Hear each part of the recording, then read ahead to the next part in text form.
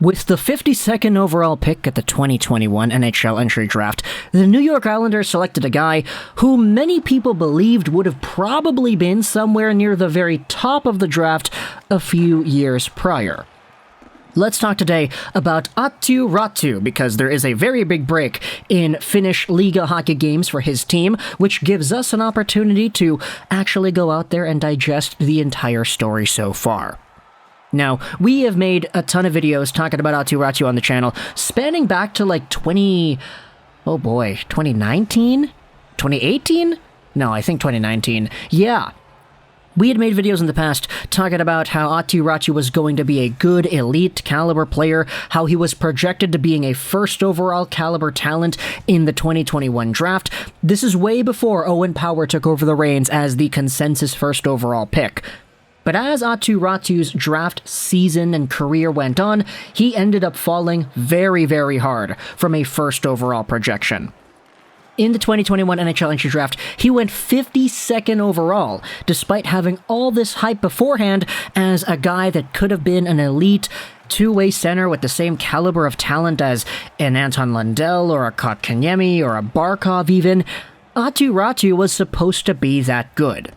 However, as we have noted in previous videos, as his draft stock went on, he started getting less points, he started becoming less confident, and he stopped getting big opportunities. He missed the World Juniors last season because he was just straight up removed from the team, and in 35 Liga games played, he had 6 total points. His production in the U20 SM Liga was also not as good as people would have wanted it to be, as earlier on in his draft career, he was actually producing similar numbers despite being somewhat younger. So for Aatu Raty, instead of going first overall, he went 51 spots later, 52nd overall, to a New York Islanders team that actually had a whole bunch of help in acquiring this player. Let's talk today about the Red Wings and the Edmonton Oilers and how their entire trade saga led to Raty being selected by Lamoriello and his Islanders, and we'll also give a much more positive update to Raty and the way that he has played so far. So starting off with the draft, the 52nd overall pick, which was a second rounder in this draft, had actually belonged to the Edmonton Oilers at the beginning. This was their pick that they had back in 2020 that was sent over to the Detroit Red Wings in a trade that also included a few other notable names. The trade went as follows. On February 24, 2020, the Oilers acquired forward Andreas Athanasiu as well as depth player Ryan Kufner from the Red Wings in exchange for Sam Gagne, a second-round pick in 2020, which became Brock Faber. That pick went over to the LA Kings, and a 2021 second-round pick, which was this pick. Sam Gagne was a gem for the Red Wings, and he still is today. It's crazy to see how Sam Gagne's career has gone ever since going to Vancouver and going back to the Oilers and going over to Detroit once again. He's been all over the place over here, but he recently reached himself 900 games played in the NHL, which is a very good milestone for him. And he's at 6 points in 14 games right now with the Wings. Now, is he a super important player? Not really, but is he a guy that you like having on the team? Is he a good veteran presence in the locker room? Is he really cheap as well? Yeah, he is all of those things. $850,000 over here till the end of this season with the Red Wings. And for what he is, there really isn't any reason to be upset with this kind of return over here, especially if you include the draft picks. So 2 seconds, Sam Gagne for Andreas Athanasiu and Ryan Kufner. We all kind of know what happened with Andreas Athanasiu afterwards. He did not spend any time in Edmonton. He only had 9 games played in the regular season and 4 games played in the bubble. He was a rental that was added onto that team at the very end of a shortened season, so it was super unlucky for Andreas Athanasiu. Everybody was saying heading into this trade, okay, Athanasiu is playing with McDavid, 2 of the fastest guys in the league. How is that going to work out? It didn't work out well. Eventually, he signed with the LA Kings. He is still there today, where he has 4 points in 3 games played at the time of recording this video. I'm recording this on Thursday. I'm sorry, it's being uploaded on Sunday. I get that. But he's been a lot better with the LA Kings than he has been with the Oilers, so unfortunately for Edmonton, they didn't really get too much out of Sam Gagne and those 2 seconds. But then we had ourselves another trade with the second pick in 2021 that originally belonged to Edmonton. This pick, alongside of Richard Panik, was sent over to the New York Islanders in exchange for one Nick Leddy, a solid defenseman who is actually producing a lot, and who is seen by many Red Wings fans as a potential trade candidate come the trade deadline. Sure, he is not producing as much as he did with the New York Islanders, but I mean, you're going from the Islanders to Detroit. It's not really difficult to understand why that is. He's at 6 points in 14 games played at the time of recording this audio. That could change by the time everything is set in stone and uploaded, but still, Nick Leddy is a guy who's making $5.5 million till the end of this season. The Islanders needed the cap hit, so they traded Leddy away, and they got themselves that Richard Panik coming back as well as that second. The second was eventually used by New York to acquire Aatu Raty, which is how the Oilers and the Red Wings ultimately play a part in this bigger picture, and man, has the support train for this guy been running high and thorough. Ever since the season began, I've been seeing Islanders fans hyping this guy up and being super excited for the profile that he has, and for good reason too. He actually had himself a really slow start to this year's Finnish Liiga campaign, as he started off his 2021-2022 with the Karpat hockey team. He had 1 point in 6 games played, and was eventually loaned over to the Jokerit of the Liga instead. There, he's at an astounding 4 points in 2 games played after making his debut with the team against... Who did they play against? Locke? Who the hell is Locke?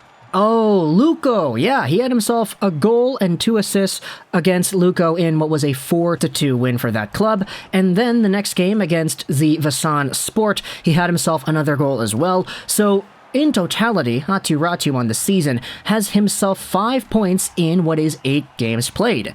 A huge step up from what he had in Karpat last year with 6 points in 35. If you disregard his sample with the Karpat this season, he is doing extraordinarily well with Jokerit, and I mean 2 points a game kind of says the entire story right there too. Playing for Finland's U20 team though in various tournaments, he is at 2 points a game as well, which is very good to see.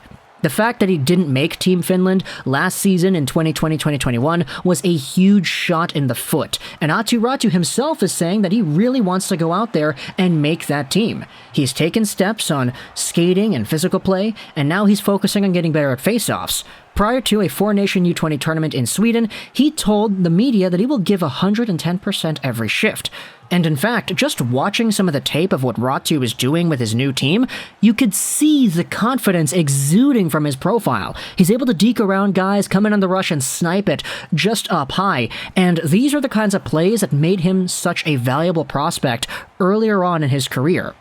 He always had that great shot and that knack for scoring, but in the previous few seasons we started to see that wither away a little bit. Confidence wasn't really thriving high, and for Raty especially, the pressure of being a first overall projected pick, it seemed like it started to get to him a bit. And so, just having everything reset. Okay, you're not first overall anymore, you're 52nd overall. There no longer is that moniker of expectations for a first overall caliber player. Instead, you're just going to take it at your pace, do what you need to do, spend another year in Finland, and even get loaned out to another Finnish team. He went from Karpat over to Jokerit, and now he is doing extraordinarily well.